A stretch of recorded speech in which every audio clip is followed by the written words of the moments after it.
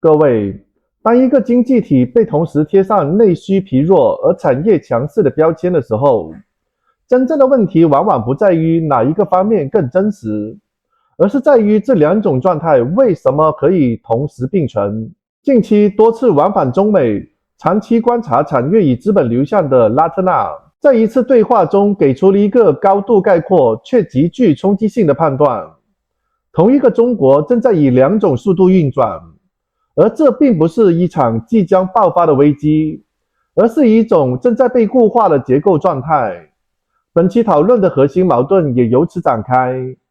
过去一段时间，关于中国的经济讨论明显出现了分裂，一边是消费情绪低迷，房地产仍在修复区间，而另外一边是出口制造，先进产业持续扩张。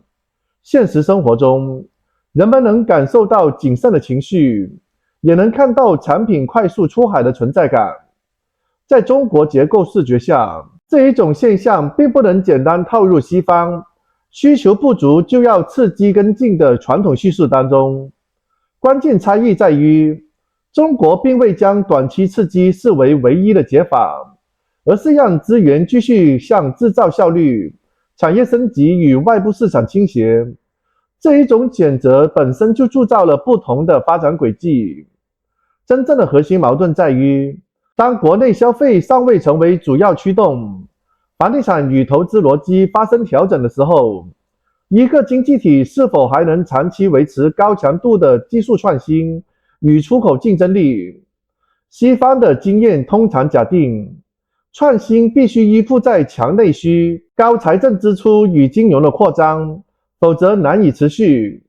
而现实正在呈现另一个结构的路径，通过规模化制造、成本控制与产业协同，把创新转化为可负担、可扩散的产品，从而直接嵌入全球市场。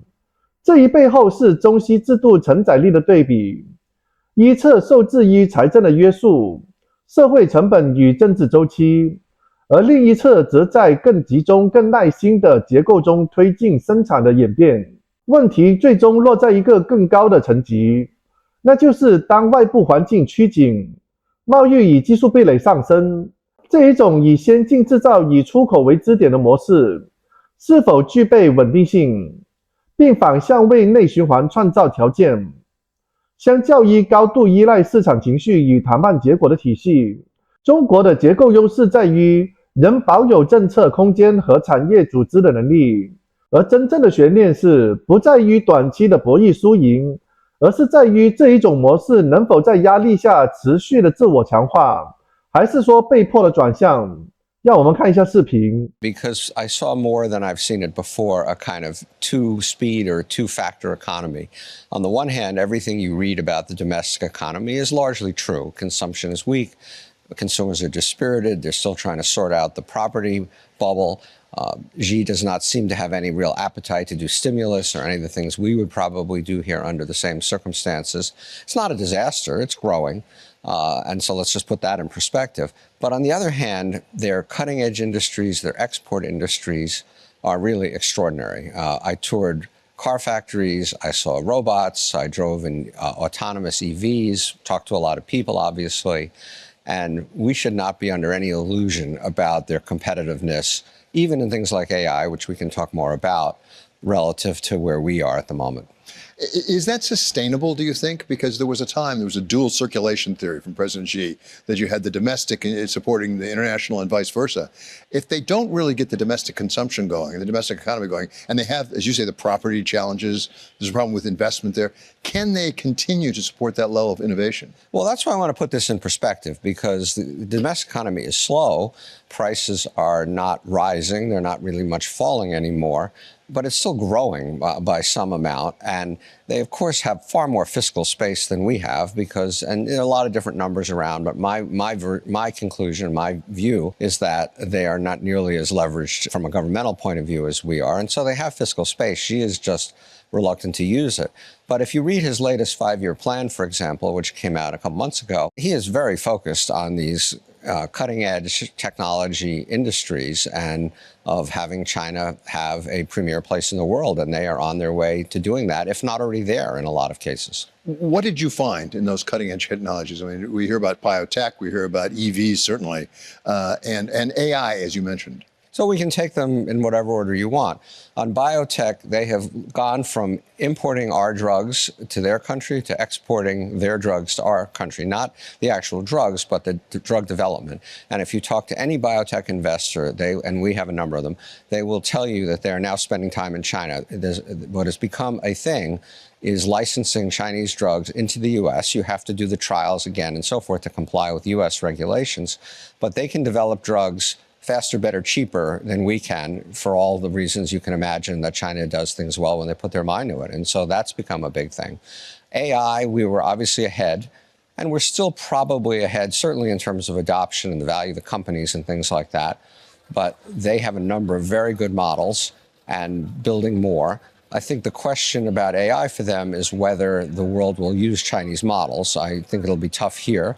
I'm not so sure it'll be that tough in the rest of the world because they will be so much cheaper. For example, Huawei, as you may remember, was deep into the telecoms infrastructure in many parts of the world until we effectively shut it down.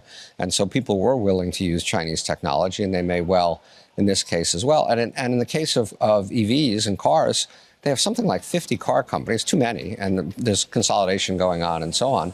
But the quality of the cars is unbelievable, and the price is unbelievable. It seems like Washington is fixated on China. Is China as fixated on Washington? Do they pay as much attention to us as we do to them? It may well be on geopolitical and strategic things, which are not my area of expertise, as you well know.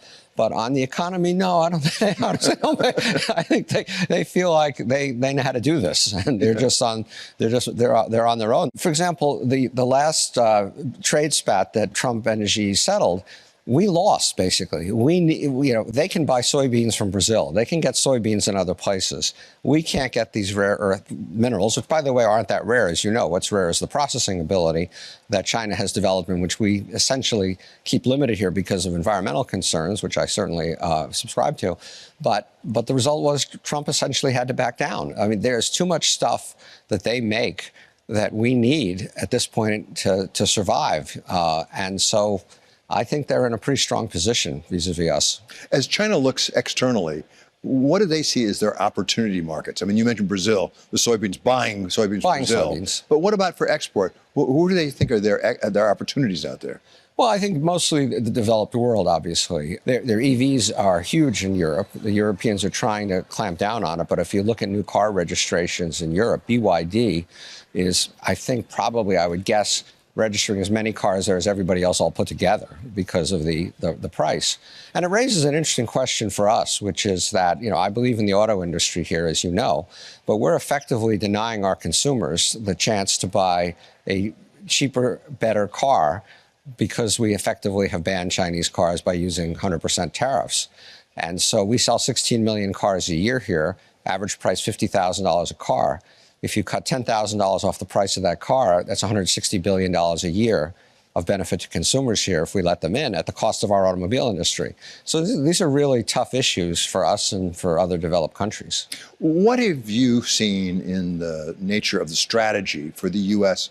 as against China? Because right now it appears that what President Trump and his administration are saying is, let's slow China down through trade actions, through export controls, things like that. Is that a viable strategy to slow China down? My view is the only way we're going to beat China is by doing a better job ourselves.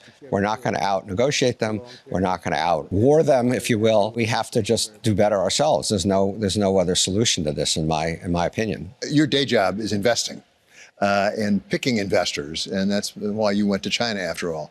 What did you learn for investors who are looking at China? What opportunities do you think there are there, if any? Well, first of all, for the average investor, I would say you shouldn't be messing around with these. These are sharp objects, and China is a sharp object. There's no question about that. But investing, as you well know, is a mix of valuation and upside. And China valuations, even though the stock market has had a heck of a run this year, are still relatively cheap, certainly compared to the S&P. The multiple's probably half of the S&Ps or something like that.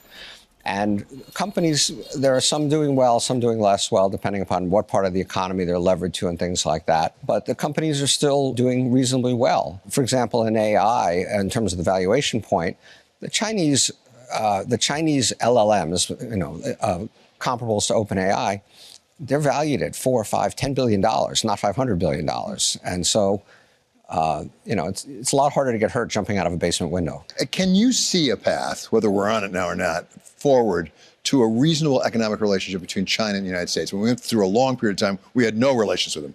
Then we sort of really became enamored, particularly with Deng Xiaoping, and coming to the WTO, you'll get more like us. Now there's a growing disenchantment with it. We have to get along with the second largest economy in the world, presumably. Well, they never got more like us.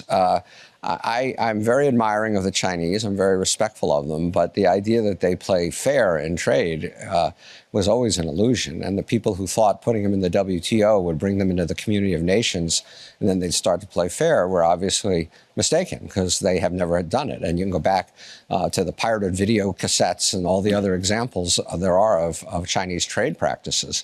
So we can do our best to nudge them, pull them, cajole them, whatever.